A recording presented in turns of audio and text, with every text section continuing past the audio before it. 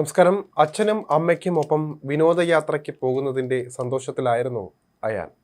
അയൽവാസികൾക്കെല്ലാം ഏറെ ഇഷ്ടമായിരുന്നു അയാനെ.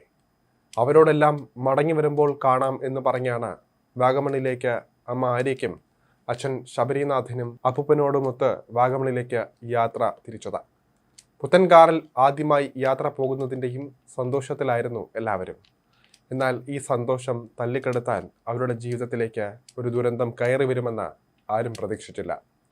ആ ദുരന്തത്തിൽ എല്ലാവർക്കും പ്രിയപ്പെട്ട ആ 4 വയസ്സുകാരൻ ഇല്ലാതാകുമെന്നും ആരും കരുതിയില്ല. കഴിഞ്ഞ ചൊവ്വാഴ്ചയാണ് പുത്തൻ ഇലക്ട്രിക് കാറിൽ നേമം ശാന്തിവള ശാസ്താം നഗറിലെ നാഗമ്മാൾ ഹൗസിൽ നിന്ന് ഇവർ പുറപ്പെടുന്നത്. വാഗമണിലേക്കായിരുന്നു യാത്ര. ഇലക്ട്രിക് വണ്ടി ആയതിനാൽ തന്നെ ഇടയ്ക്ക് ചാർജ് ചെയ്താണ് വന്നുകൊണ്ടിരുന്നത്. ശനിയാഴ്ച വൈകിട്ട് 3-ന് വാഗമൺ വഴിക്കടവിൽ കുരിശുമലയിലേക്ക് തിരിയുന്ന റോഡിനും ബസ് സ്റ്റാൻഡിനും സമീപത്തുള്ള സ്വകാര്യ ഇലക്ട്രിക് ചാർജിംഗ് സ്റ്റേഷനിൽ വാഹനം ചാർജ് ചെയ്യാൻ ഇട്ടിരിക്കുകയായിരുന്നു. പാല് കുടിക്കണം എന്ന് പറഞ്ഞ് വാശി പിടിച്ച മകനെയും എടുത്തുകൊണ്ട് ആര്യ രണ്ടാമത്തെ ചാർജിംഗ് പോയിന്റിന് സമീപത്തേക്ക് മാറിയിരുന്നു. ഇതിനിടെയാണ് ചാർജ് ചെയ്യാനെത്തിയ മറ്റൊരു കാർ ഇവിടേക്ക് കയറ്റം വഴി ഇവരുടെ ദേഹത്തേക്ക് ഇടിച്ചു കയറിയത്. സ്റ്റേഷന്റെ ഒഴിഞ്ഞ ഭാഗത്തിട്ടിരുന്ന കസേരയിൽ ഇവർ ഇരിക്കുകയായിരുന്നു. ആര്യയുടെ മടിയിൽ നെഞ്ചിലേക്ക് തലചായ്ച്ചുറങ്ങുകയായിരുന്നു കുട്ടി. ഈ സമയത്താണ് സ്റ്റേഷനിലേക്ക് കയറി വന്ന മറ്റൊരു കാറിന്റെ നിയന്ത്രണം വിടുകയും ഇവരുടെ മേലേക്ക് ഇടിച്ചു കയറുകയും ചെയ്തത്. തറയിൽ സ്ഥാപിച്ചിരുന്ന സ്പീഡ് ബ്രേക്കറുകൾക്ക് മുകളിലൂടെ കാർ കുതിച്ചു വരുന്നത് കണ്ട് എഴുന്നേൽക്കാൻ ആര്യ ശ്രമിച്ചെങ്കിലും ഭിത്തിയോട് ചേർത്ത് ഇടിക്കുകയായിരുന്നു.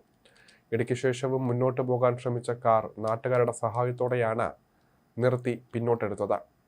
എറണാകുളം സ്വദേശികളായ അഭിഭാഷകരായിരുന്നു കാറിൽ. ആര്യയെയും അയാൻനാഥിനെയും ഉടൻ തന്നെ നാട്ടുകാരുടെ സഹായത്തോടെ പുറത്തെടുത്തു. പരിക്കേറ്റ 2 പേരെയും ഉടൻ തന്നെ ചേർപ്പുങ്കൽ സ്വകാര്യ ആശുപത്രിയിൽ പ്രവേശിപ്പിച്ചുവെങ്കിലും വൈകിട്ട് 7 മണിയോടെ കുട്ടി മരിക്കുകയായിരുന്നു. എറണാകുളത്തുള്ള അഭിഭാഷകനായിരുന്നു അപകടമുണ്ടാക്കിയ കാർ ഓടിച്ചത്. വാഗമൺ സന്ദർശിച്ച ശേഷം ആര്യയെയും അയാനെയും പാലയിലെ വീട്ടിലാക്കിയ ശേഷം മടങ്ങാനായിരുന്നു ശബരിനാഥിന്റെ തീരുമാനം.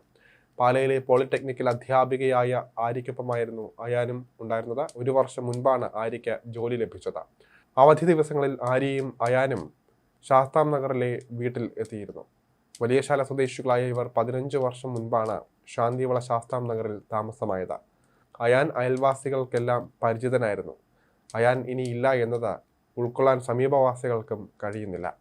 വിനോദയാത്ര പോകുമ്പോൾ അയാൻ പരിസരവാസികളോട് യാത്ര പറഞ്ഞിട്ടാണ് പോയത്. പാലയിലെ വീടിനടുത്തുള്ള ഡേ സ്കൂളിൽ പോയി തുടങ്ങിയതിൻ്റെ വിശേഷങ്ങളും അയാൻ സമീപവാസികളുമായി പങ്കുവച്ചിരുന്നു. ശബരിനാഥിൻ്റെ അച്ഛൻ റിട്ടയേർഡ് KSRTC ഉദ്യോഗസ്ഥൻ സുന്ദരവും ഇവർക്കൊപ്പം കാറിൽ ഉണ്ടായിരുന്നു. ഡൽഹിയിൽ ജോലി ചെയ്തിരുന്ന ശബരിനാഥിന് 1 വർഷം മുൻപാണ് തിരുവനന്തപുരത്തേക്ക് മാറ്റം കിട്ടിയത്. അയാൻഷ് നാഥ പാല ബ്ലൂമിംഗ് ബെഡിലെ LKG വിദ്യാർത്ഥിയാണ്. പാലയിലായിരുന്നു ഇവരുടെ താമസം.